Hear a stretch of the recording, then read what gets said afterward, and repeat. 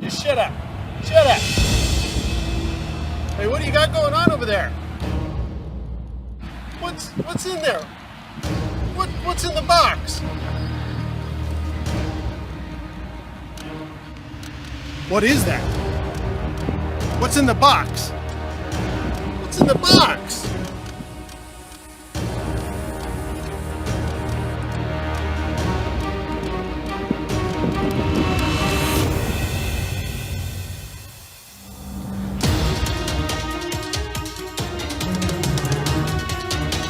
What's in the box?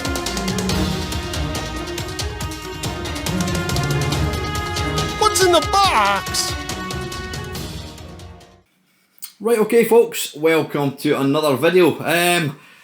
Bloody hell. Right, this is the third episode of a playlist that I came up with, I think 5 years ago. I've done two previous videos and I think the last one was quite literally 5 years ago. Now this was inspired by a good friend of mine's, Kevin, who has a rather sublime YouTube channel, Down the Rabbit Hole, which I will put a link to down below. Kevin did a video, now I didn't realise it was actually based on a famous film, and he plays a part of a sort of gunman, and he wants to know what's in the box. Now you've just seen the intro. That intro was Kevin's intro and he very kindly let me use it.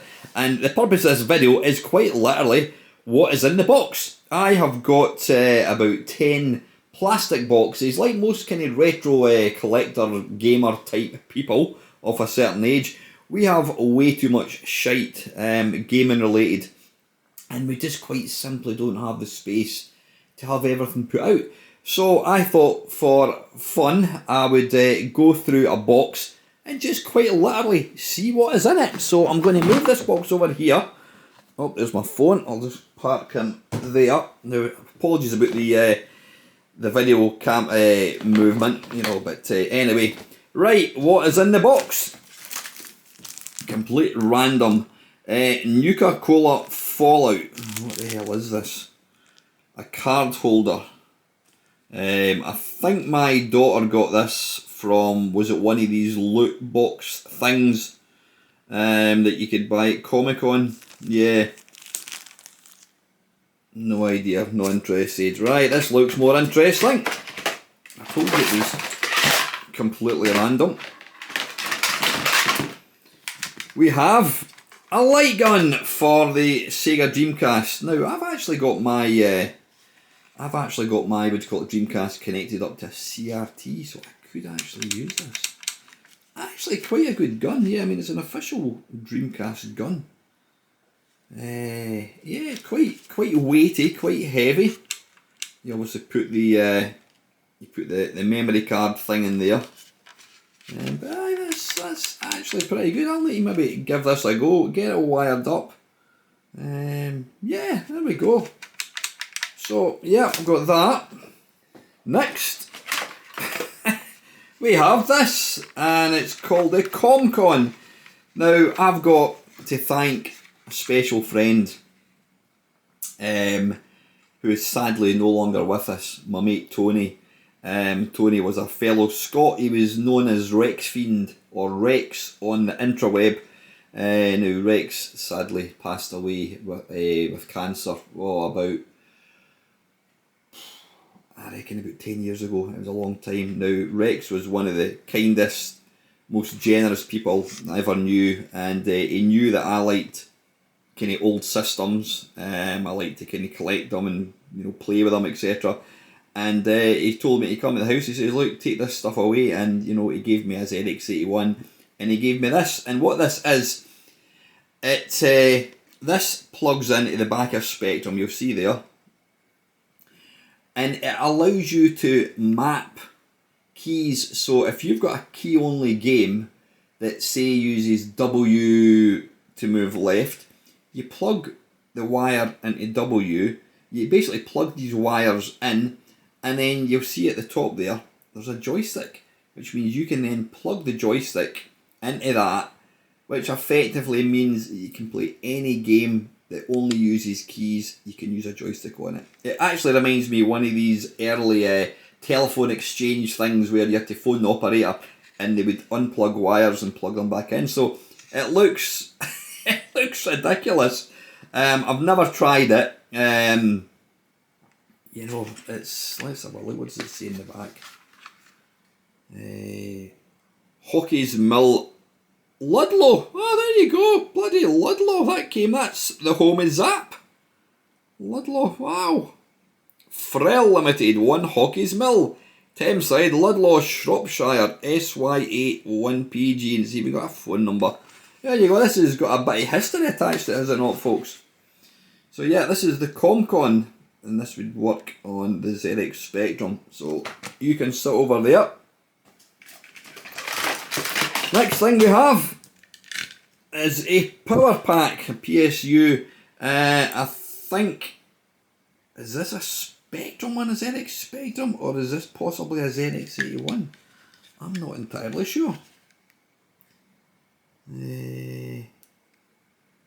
Doesn't actually tell you, but this is certainly an original Sinclair power pack. Doesn't, I know it's not, somebody's nicked the plug. There's the there's a little pin thing. That's not wanting to zoom in. Nah, doesn't want to zoom in. Anyway, yeah, there's a PSU for, I think it's a Spectrum. Now, next we have a ZX81. Bloody hell. Mental. When you think back 40 years, people would have, you know, taken out a second mortgage to buy one of these things, and I've got it in a box, unused. Yeah, if you've never seen, I'm going to actually kneel down just to look at this thing properly. Is it going to focus? Yeah, it is. Yeah, I mean, this had, if you thought the Spectrum keyboard was bad, this was even worse. There is quite literally, it's a completely flat keyboard, as you can see. There is no movement at all in the keyboard. It does have the same is it user-defined or computer-defined graphics. It's got the words. I mean, it was similar. It's the same kind of, you could use it the same as a Spectrum keyboard, but this was a terrible keyboard. But you know, that was what it was. This was pretty much the computer that kick-started the whole home computer revolution in the UK. So this is quite a historical piece.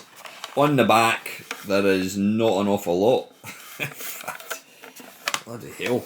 Yeah, on the back is, I presume that was where the 16K RAM pack. This thing came with a whopping 1K of memory.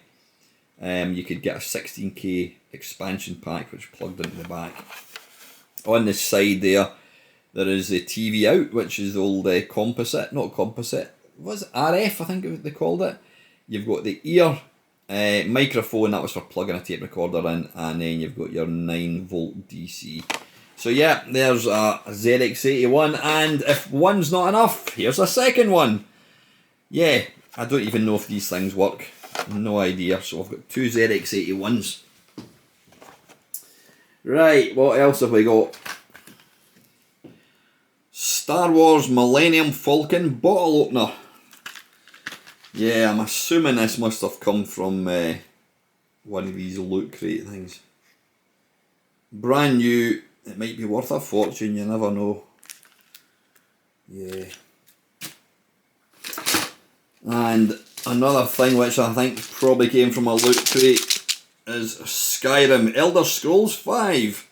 A Skyrim Dragonborn dog tag. Yeah. Not something that I've got any interest in. And the next thing is... this is history, folks. We have the ZX printer. Yep, this is actually a printer. Yeah, here it's there. Now obviously that bit there plugged into the back of the Spectrum. And I've actually got, there we go. I'm going to kneel down again. I've actually got the thing. This, it's printed on heated paper. So yeah, this thing, I don't quite know how it works. This thing plugged into here somehow. I'm not quite sure how. That would somehow go in there. You would load up this paper. I don't even know if it's installed by that. And it used heat to produce print. I've never actually used this. Again, this all came from my mate Tony. I think one of the ZX81s, that joystick thing, plus this came from Tony. So yeah, it's you know what, I'm reluctant to like throw any of that stuff away because it's all part of history. Next thing, again a Spectrum. This is a plug-in cartridge that allows you to have 2 joysticks plugged in. So that would go in the back of the Spectrum. So what would then go in the back of that? Yeah, allowed. That would go in there, and that would, or did that go in the back of the Spectrum? Yeah, that would probably go in the back of the Spectrum, that bit. And then you had that, what is in here?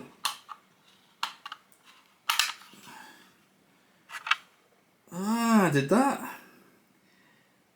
Was that in micro drive, possibly? I'm not quite sure. This was a RAM Turbo. It doesn't actually have any writing on the back. Ah, what is that? Is that a reset switch, possibly? Yeah, if anyone knows exactly what that is, let me know. Right, we're getting into less interesting things now. You may remember, it's still a thing actually. There's a magazine called Retro Gamer. Now, it came out over 10 years ago, probably in fact 20 years ago almost. They used to give away a free CD, DVD with it, and then it got taken over with a different company and they stopped giving DVDs. But these are the DVDs that they gave away. I've never even opened them. There we go. Durrell Big 40 Hits. Over 40 smash hit games across 7 classic formats. Got loads of these. Beneath a Steel Sky, plus loads more retro gaming classics. Full version of Revolution's stunning sci-fi adventure. Retro Collection, 25 retro remakes and 65 minutes of Commodore 64 music, no less. Ah. The Last Ninja Trilogy, relive the classic Last Ninja series on C64, Spectrum, Amstrad and NES. So I presume, yeah, that would just have emulators and ROMs and whatever. There's that. There's a Llama-Rama, real 8-bit ROMs plus emulators, the Lamasoft Collections. That's not bad, that's actually quite a good thing, that. 65 classic games including Grid Runner, Hover Bover, Mama Llama, Attack of the Mutant Camels. Again, yeah, you got all these free with that magazine. And there was a Graft Gold one, which obviously had things like Uridium. There you go, the Vaults of Total Playability comes this unique gaming compilation. Yeah, I'm sure there's there's the Konix as well. I want to experience reality for the very first time. 40 minutes of amazing behind the scenes video footage featuring games, demos. Right, there is actually an emulator available that runs Konix software. The Amiga Forever, blue, yeah. What else? There's quite a few of these. Elder Scrolls Arena, full version of Epic First Chapter. Bethesda software again. These all came from Retro Gamer. I don't even know if anyone collects these. 50 great retro games plus the Games Factory. Design, develop and distribute your own games. Full package, no limitations. Free product with £15.99. Yeah. The UR Queen Masters, what the hell is that? The full version of this epic space adventure. Never heard of that. No idea. Retro 50. 50 fantastic games on one compact disc, including Retrosphere, Manic Miner PC. Yeah, and I like the way they were all made to look old. See the kind of the wear. That's all not genuine. A few more here. Ultimate Shoot 'em Up Collection, 2D Shoot 'em Up Collection. Again, I've never actually... I mean, the thing is, all these will be available, all these games will be available on the internet. But it's quite nice, actually, just having these. Retro gaming system, 100 PC retro games. Obviously, this is in the style of a Sega Master System box. Was this the one that came with the very first? I think this was the one here. I think this was the very first. I think this disc came with issue 1 of Retro Gamer. Now I was going to say sadly got rid of them all. I don't mind not having them. I had every single version. I was buying them every single version. I had every single edition from number 1, and it got to a point I had like something like 3 years worth of magazines that I wasn't even reading, so I cancelled it. Oh my goodness. Yeah, this guy Mort, he was the guy that actually single-handedly scanned every single page of Zap. He did it all himself. Apparently he went through loads and loads of scanners to do this. And before you could download them off the internet, this is how you got them. Actually, I paid for this. I can't remember how much it was. Yeah, there's my my mate Mayhem. He helped pull this thing together. Yeah, almost finished, folks. Right, a boring thing. We have a screen protector. Special care to your screen. I presume it's for some tablet thing. Don't know why I bought that, no idea. Then we have Program Power, Electron, we have Adventure for the Electron. Now I do actually own 2 Electrons. It's not a computer I've ever loaded. Yeah, a little tape. I'm too busy zooming in on that. Then we have Boffin. Again for the BBC B and Electron. Ah, that was by Addictive Games. Look at the price of that, $9.95. Wow, that's quite a lot. I never realised Electron games are so expensive. Courage Speech. Now this, yeah, there's a bit missing off the end. Again, I think my mate Tony gave me this. This allowed the Spectrum to speak. I don't think that many games supported it, sadly. But again, a nice little artefact from days gone by. What is this? Bloody hell. Talk about random shit that I've got. Here is the Valhalla book. Now, I made a video with Lacosa not that long ago, and he was talking about how he actually really enjoyed Valhalla, the game. Yeah, I don't even know where these things came from.